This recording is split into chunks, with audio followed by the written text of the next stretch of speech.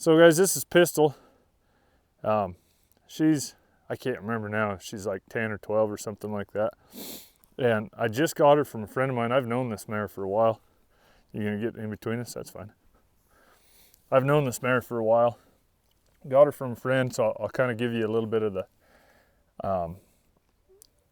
dope on her. And I got her from that friend of mine. It's gonna be my son's horse. He wants to cut a little bit, and this mare can cut. So her deal is she's smart little Lena and highest little pep.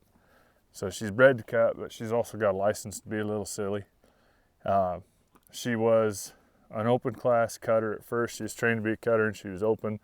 And then she got kind of washed out and burned out and strung out and whatever else out in that cutting world. It happens. She got thrown away. And so my friend Kelsey got her, and there was a reason Kelsey could afford her when she was in high school. Kelsey got her and did high school rodeo on her, just the cutting. And so there was a reason, and we'll deal with some of those issues as we go. I'll fix the ones I can and show you how to get around some of the ones that I don't think I can fix. For instance, she's real cinchy. You got to be careful about the way you cinch her. And a couple other things. So we'll get to that. So on top of that, then now Kelsey's going off to she cowboyed for a couple of years, and she's doing something with her life now. And so the mare needed a home, the boy needed a horse, so we kind of struck up a deal, and Pistol comes and lives with me now. She hasn't been ridden in 2 years. I'm the last one that floated her teeth, and I think that was 4 years ago, so that's something that needs to be addressed. And tomorrow I'm going to use her a little bit, not very hard, obviously, because she's out of weight. But I've had her here for 2 weeks now, and I haven't touched her, so I need to do a little something. One of the things I'll talk about, and this is what I'm going to address today, is that this mare, her bars are broken in her mouth. And if you don't know what that means, go back through some of these YouTube videos. Find any one of those ones where I've got a skull in my hands, a horse skull, and I don't remember exactly which one, but I show what the bars are and how they get broken and why that's a big deal. But the bars are broken in this mare's mouth, and I remember that. I looked in my notes from when I floated her teeth. So that makes bridling kind of a pretty big issue. This mare really doesn't like a bridle. I've seen Kelsey cowboy on her, show her in a rein cow horse a little bit, cut on her a little bit, team rope her on her a little bit. She always rides her in snaffle. She can get away with a snaffle. You go to a bridle and she just gets real fractious real fast, and it's because it hurts. And there's a lot of bad memories in her mouth from that bridle and those cutters pulling on her too hard, which is how they broke the bars. But one thing about it is every bit I've ever seen her get ridden in besides the snaffle bit has been something with tongue relief and broken cheeks and, like a Texan style, cutter style bridle. And so I want to put her in the bridle, but I want to put her in a California style bridle. So that's what I'm going to go with. And I'm going to show you some of the steps I'm going with. And originally, there's a different bridle I want to finish her in, and we'll see how this all works out. And I got to thinking about that. It's a bridle that'll fit her angles a little bit better, and I think she'll be happier with. But I got to thinking about it. It's a Mike Morales, and they're darn hard to come by, and it cost you $5,000 if you do. And so I thought, well, for YouTube, I'm going to do something, even though I'd like to ride her in a different bit, I'm going to do something that y'all will be able to do a little better. Maybe not be able to find that exact bit. I've got a fleet of them, but I know a lot of people only got one or two. And so I wanted to go with something that was a little more common and that everybody would have. So this is just a Grahava spade. It's the BE Star, so that's Grahava's grandson. And so this is just a plain Grahava spade bit.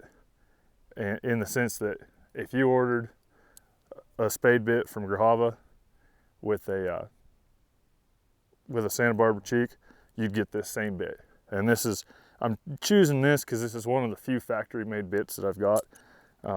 Most of the rest of mine are handmade, and so I want to try to do this with something that anybody, a lot of people have a bit just like this, and even if you don't, anybody can get this bit. And with a bit like this, you can do anything. You know, I like to have a lot of bits, but you can make anything work in this. Let's talk about the angles here. So what I want to ride pistol in is definitely a forward hung versus a center hung. A center hung would be back here where the cannon's hung. The reason is because of her conformation. And see, she's a pretty made mare, but she's got a lot of angle in her shoulder. If she had a straighter shoulder, I'd want a center hung, but she's got quite a bit of angle in her shoulder here. She's heavy shouldered. If she was lighter shouldered with a straighter shoulder and a heavier hind end, I would want to look towards the center hung. You can't see with the saddle, but she's got real deep barrel and real good, nice set of withers. So I could make a lot of other bits work because she does run uphill, but not way uphill. She just runs a little bit uphill. Also with a center hung, I'd like to see her neck coming more at this angle than at this angle. And I'd like to see her throat latch be a little finer so her head would hang more like a chandelier. But with this forward hung bit, it fits this angle. This angle of her neck is real close to the angle of her shoulder, and it's kind of got a swoop in like a 45. If it was a steeper angle, I'd want a steeper bit. So that's why I'm looking for forward hung. Of course, the Santa Barbara works for about everything, but just the fact where there's the weight behind the bit with these Santa Barbaras, where with a lot of other kinds of shanks, Santa Susana and Nevada cheek and stuff like that, you don't have as much weight behind. So there's going to be a lot of release. It's going to be real quick. That's just going to fit her frame. So we're just going to bridle her. First we're going to put the under bridle on, or the bosalita. You got to say it with an accent like that if you're going to be a true clinician or YouTube personality. You have to say bosalita. You can't say little hackamore. I don't know why. I didn't make the rules, I just follow them. I've noticed if you're on CNN or something too, then you have to say Pakistan, even though in America we call it Pakistan.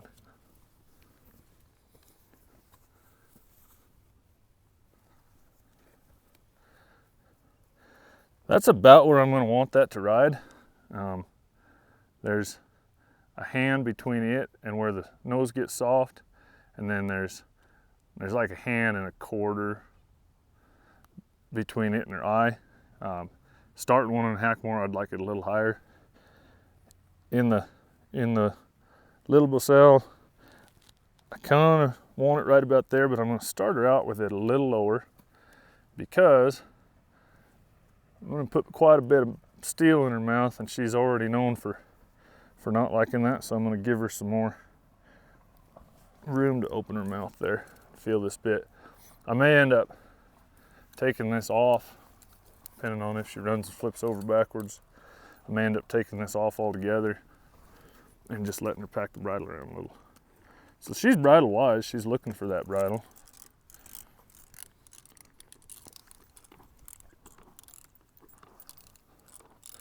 And like I said, I've seen her, and I know she doesn't really like bridles, but I've never seen her in a California style bridle with a spade and a roller. I'm guessing she's going to kind of take to it.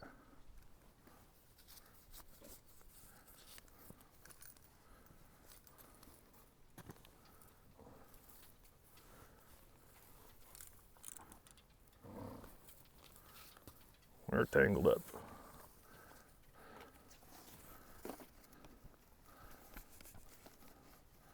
I'm just going to set my reins here where she can't buck them off.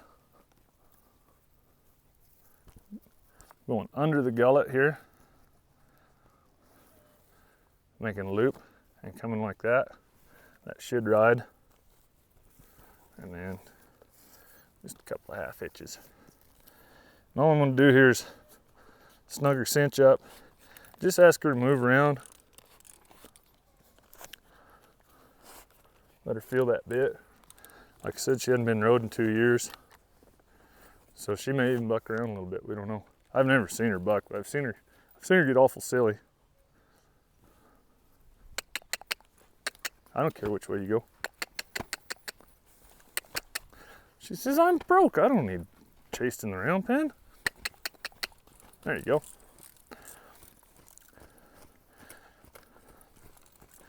See, right off, she's trying to find the balance of that bit. I don't know if you saw that very first stride she took, she adjusted in her pole. And I had a feeling this would be pretty easy because she's pretty darn broke. Like I said, my friend Kelsey had her and tried to ride her in a little bit of a bit a few times. I saw her try to ride her in a hackamore a few times. Kelsey's a good hand in the cutting pen. Pretty darn good cowboy. But she's also only 22. So there's a lot of these little tricks she didn't know yet. And she's from Arizona. She's not into this two-rein, vaquero kind of stuff. Not her cup of tea. A little more cowpuncher. I think this mare's gonna get along with this outfit. So we're gonna try her. Pistol, don't buck me off on camera.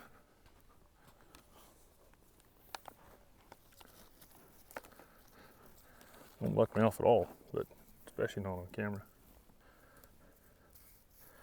So for a second here, I'm just gonna leave my reins over the horn like that.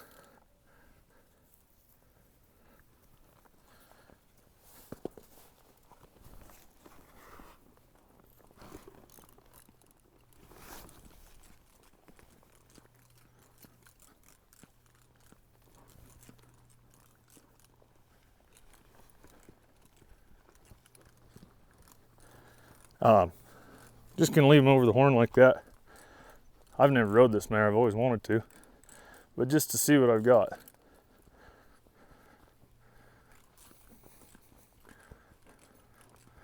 Pretty cute little old neck rein for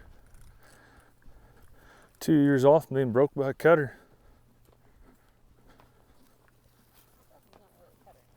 What's that? No, she's not a cutter anymore, but she didn't break her either. She was trained by a cutter. Like I said, that Kelsey's gotten to be a pretty good hand. So now what we're gonna do is gonna ask with the bridle a little bit.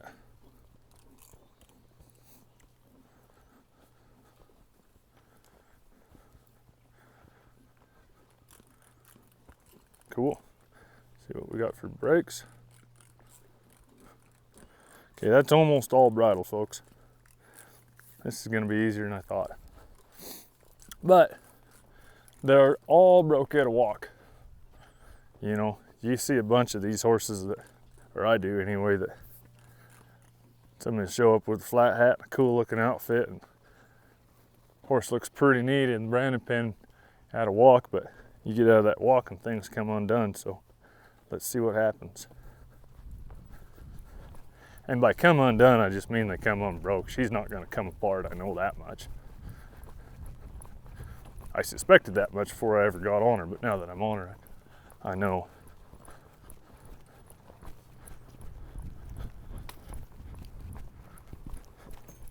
Still got a pretty good handle. She's a tiny bit clunky just because she's out of shape.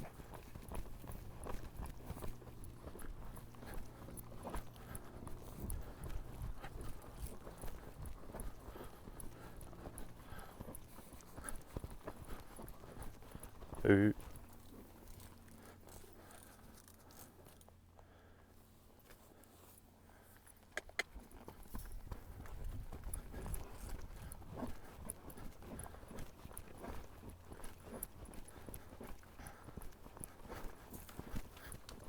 Ooh.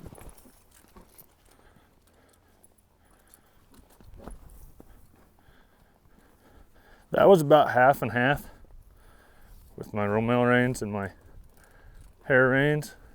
I'm gonna get to where I'm mostly hackamore here.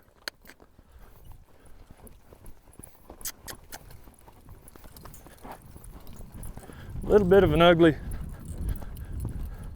departure, but she's been off a long time.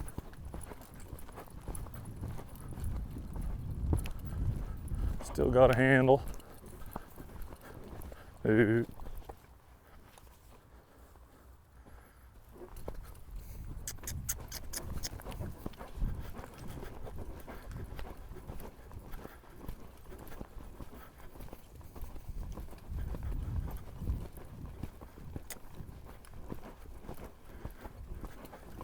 Ooh. So that was all hackamore there. Let's go all bridle. So when I'm changing around here, I kind of sucked up. You see pretty good there?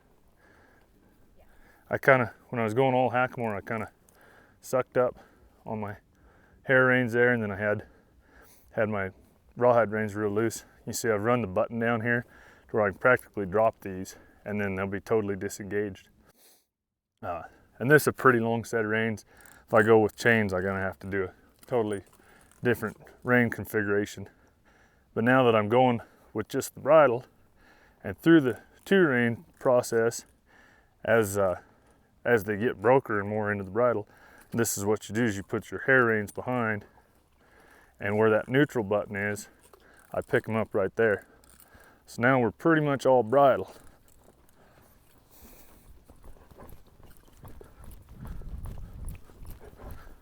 Just picking her up, see how she wants to bridle up.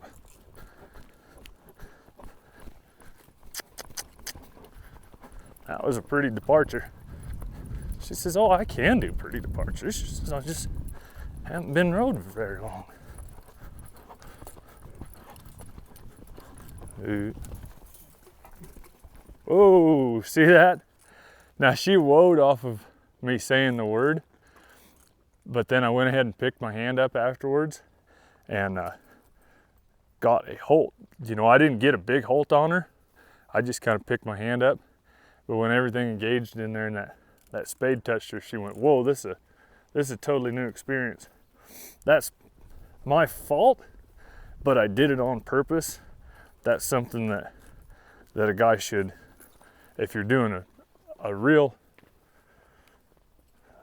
two rein transition process where you've ridden them in the hackamore for a year and a half or 2 years or whatever, and then you go to the two rein, that's something you should be real gradual about picking your hand up. Because you saw what she did. She just flung herself backwards, and if she wasn't as wise as she is, and hadn't already been through as much stuff as she has, that could have been real dangerous, like her falling down on top of me kind of a deal. So I say that's my fault, but I did it on purpose because I knew she'd take care of me and wouldn't fall down backwards on me, but I wanted to see what would happen if I picked my hand up. And this is, I think a lot of people watching these videos, this is the kind of horse you're going to be putting into a bridle.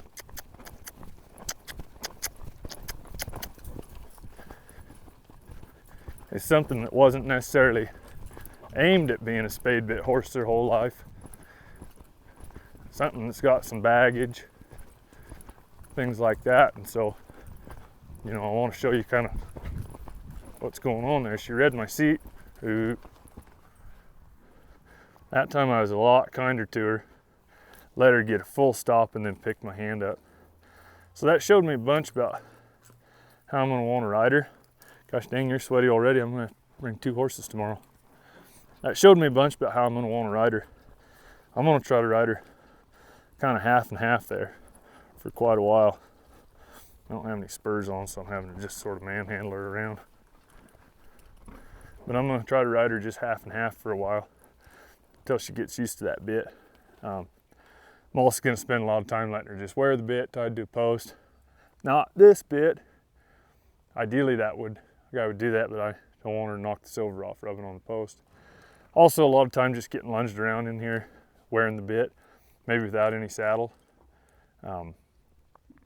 And that's just for fitness, you know, just chase her around in this deep sand to try to build that fitness up, and then let her wear the bridle while she's doing it.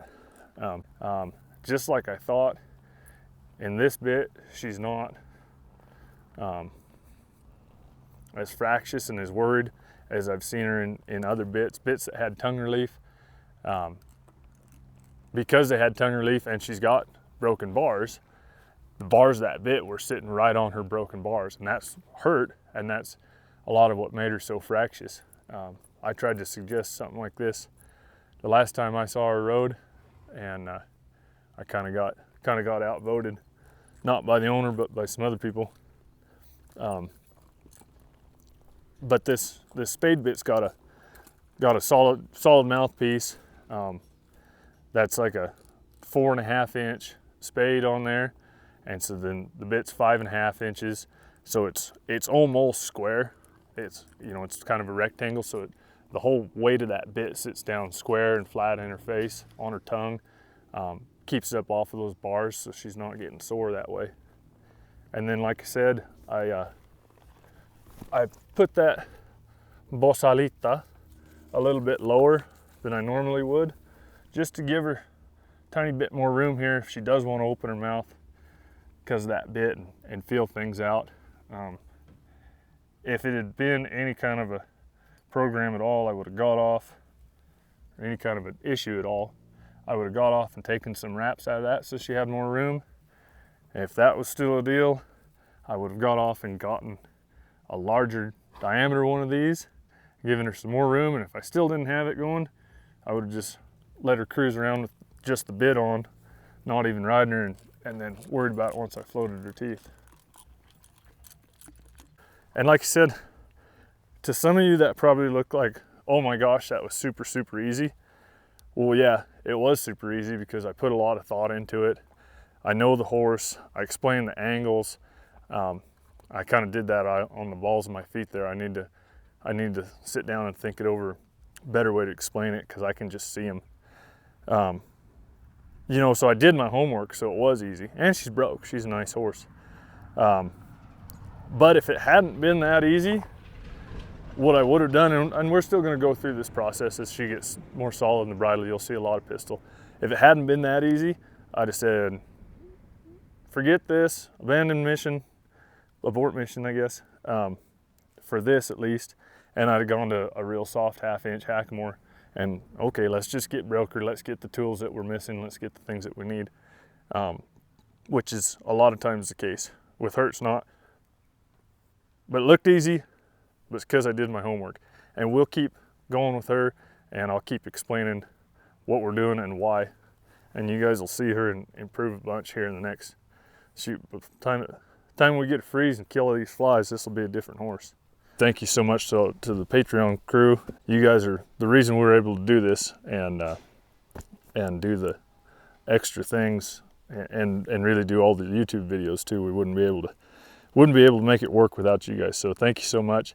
And any of the rest of you, you can jump on and watch any of these extra kind of things that we do on Patreon and see what's going on there. So check that out if you can.